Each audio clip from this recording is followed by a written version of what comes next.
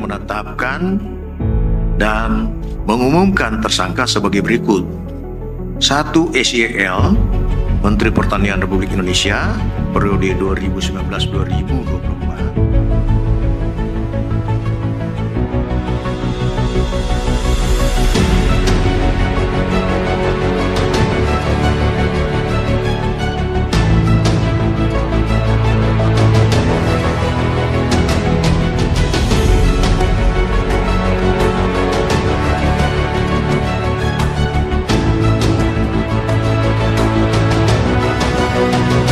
Memang benar telah masuk permohonan pra peradilan yang diajukan oleh